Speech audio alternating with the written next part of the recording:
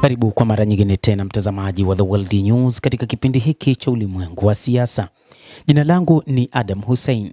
Mwendesha mashtaka mkuu wa ICC Karim Khan ameondolewa madarakani.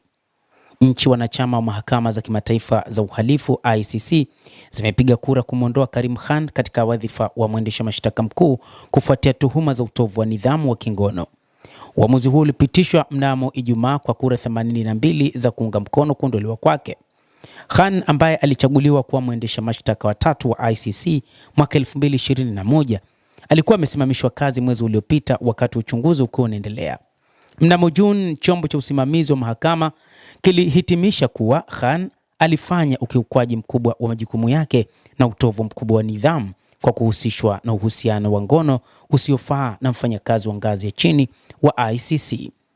Lakini pia alidaiwa kujaribu kumzuia mfanyakazi huyo kuwasilisha malalamiko yake dhidi yake. Hata hivyo, Khan amekanusha mara kwa mara tuhuma zote zinazomkabili. Mawakili wake wameeleza kuwa kusimamishwa kwake kulikuwa kinyume cha sheria, hakukufuata taratibu za haki na hakukuwa na ushahidi tosha kuunga mkono madai hayo. Kuondolewa kwa Khan kunakuja wakati ICC ikikabiliwa na changamoto kubwa zinazotishia mustakabali wake. Uchunguzi dhidi yake umeiweka mahakama hiyo chini ya uangalizi mkali, umeongeza migawanyiko ya ndani na umeendelea sambamba na kile kinachoelezwa kuwa ni juhudi zisizo za kawaida za kuidhoofisha au hata kuivunja mahakama hiyo.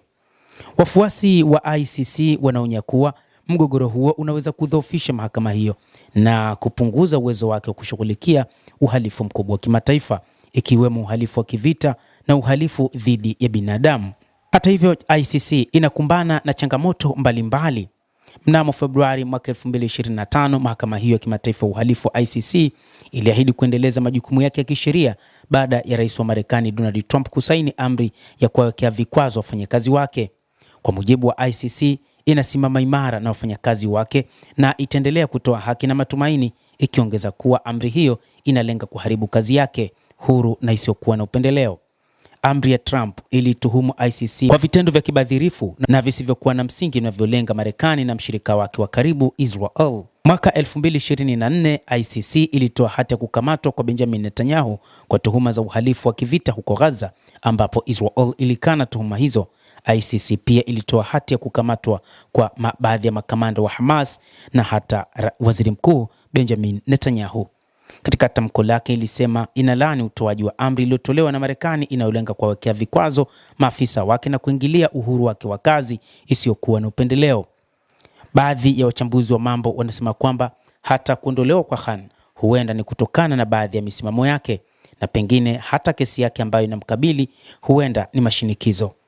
Mtazamaji, endelea kutufuatilia, lakini usisahau kulike, kucomment, kadhalika kusubscribe channel yetu hii ili upate habari hizi kwa mapana kupitia The World News.